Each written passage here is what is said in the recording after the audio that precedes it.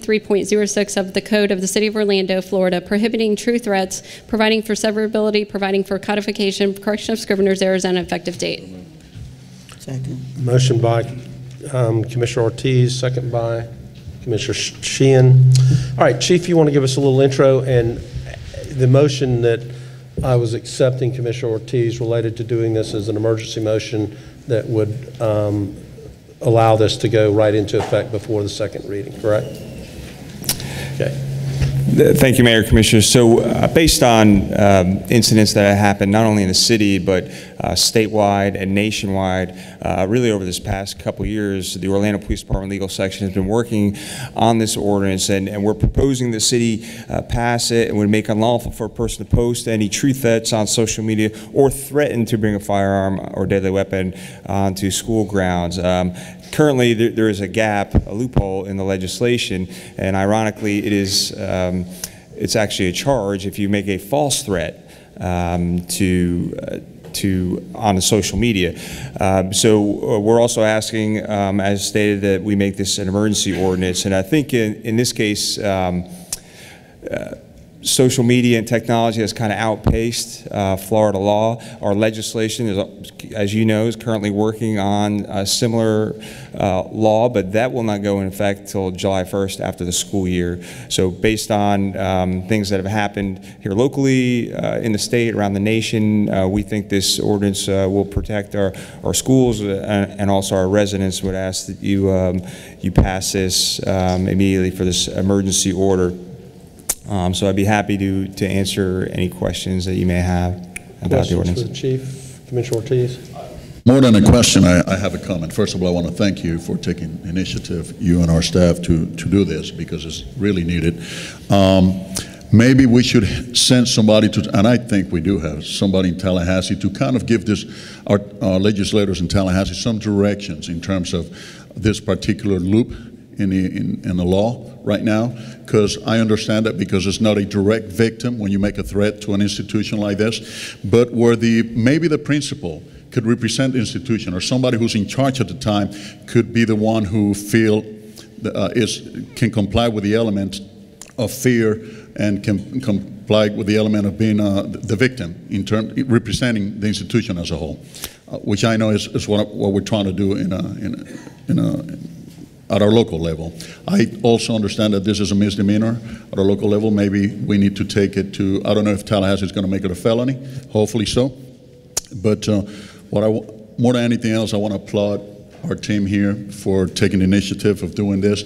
This goes along with safety, security to our constituents, especially our kids, which is most important. So thank you so much. Thank you, Mayor. And Commissioner, to that, the Florida Police Chiefs Association, which I'm a member of, they've made this one of their top priorities in this year's legislation. It will be a felony if passed July 1st, but of course we want the emergency order because, you know, in the event that there is a threat to one of our schools in the meantime. And of course the events in Parkland have made this an even more urgent matter for us. Who's up? Yes, thank you, Mayor. At this time, I am also glad that this is a misdemeanor. I think we have to be very mindful as we move forward when we start talking about felonies. When we start talking about just a idle threat, oh, I'm gonna hurt you, kids in school fighting, I'm gonna kill you. You know, you grew up with kids making threats against one another. I'm not talking about gun threats. I'm not talking about bomb threats. I understand, but I think this should be a case by case. I am concerned that 8-year-olds or 9-year-olds in school that make subtle threats get a felony, and we ruin their lives for the rest of their lives because they did something childish and immature, and their brains just are so small to where they're not looking at the long-term effect. I understand that we have some issues when it comes to gun violence, but I don't want us to overreact either. And then those that might just need some counseling. We have not attached the mental health piece to this. we're only talking about arrests. We're not going to be able to arrest our way out of this. There's no solutions outside of arrest. So as we move forward with this ordinance, I know we need to do it as an emergency to give our law enforcement some teeth, as we would say. But I would hope that our officers interview that person and realize if we have someone that truly is going to harm someone, might have some mental health issues, and we send them to at least get a 24-hour to 72-hour Baker Act over at Aspire or Lakeside or somewhere, versus arrest, because what they get, a $500 bond, a $1,000 bond, they can bond out of job, out of jail. If they've never committed a crime of such, they get out on ROR, so they're still out there in the streets. So we really, I just want to, I know we're trying to put a quick fix on this, but there could be consequences to these quick fixes. Sure, I totally understand, Commissioner. Just a couple points. So anytime that our officers respond to a case involving anyone under the age of 12, before they go hands-on, put handcuffs on that 11-year-old person or younger, which is few and far between, it really doesn't happen, they have to contact the watch commander to explain the entire situation. And that may, obviously, in most cases, we're not going to be putting handcuffs on someone that young. As far as the mental health aspect, in some cases it might be more proper in that situation to commit that person under the Baker Act. But remember, there's also other things a judge can do once we get that person in front of a judge,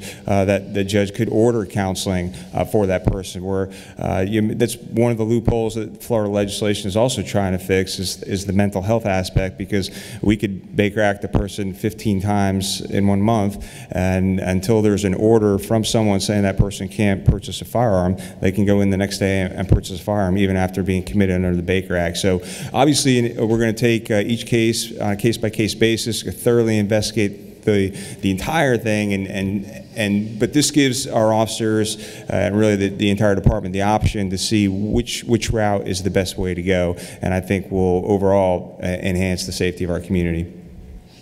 All right, yeah. That's my gist on it. I'm going to support this because it is a misdemeanor.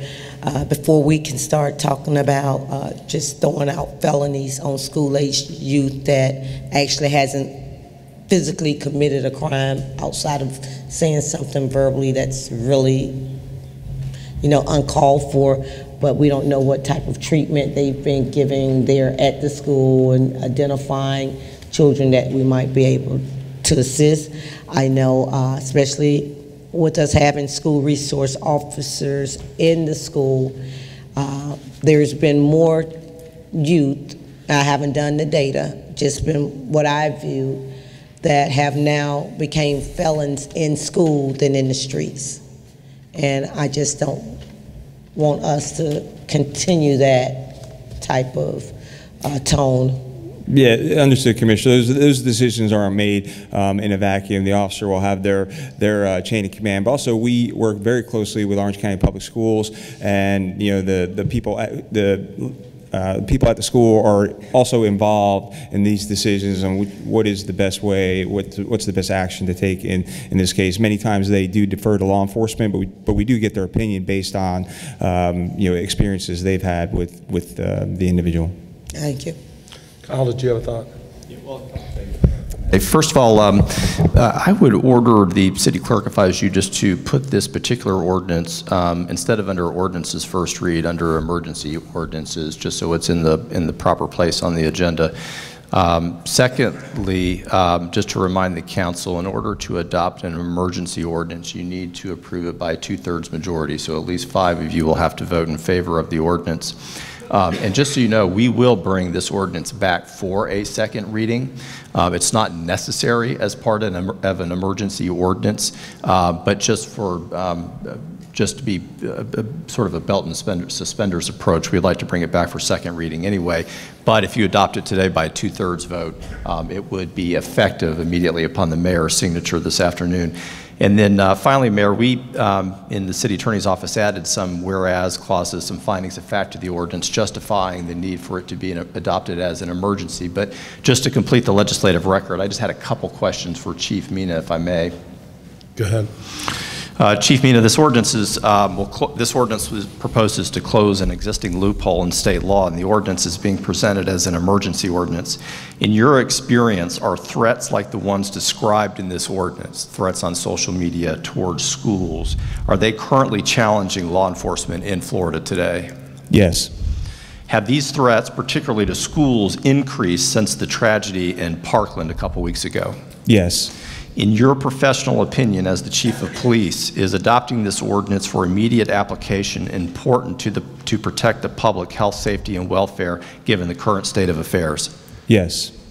With that, Mayor, I think that you can adopt this as an emergency ordinance with 2/3 vote. Just open it up for public hearing before you act on the motion. Okay, thank y'all. Commissioner Sheehan? Yes, Mayor, and I wanted to I'm glad that you asked those questions, Kyle and Chief. The current law is a deterrent to investigation, is it not?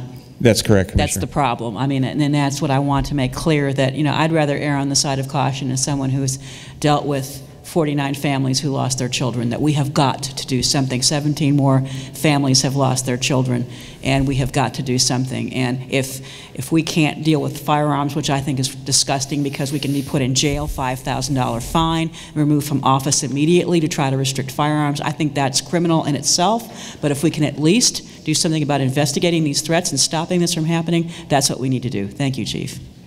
Commissioner Stewart? All right, thank you.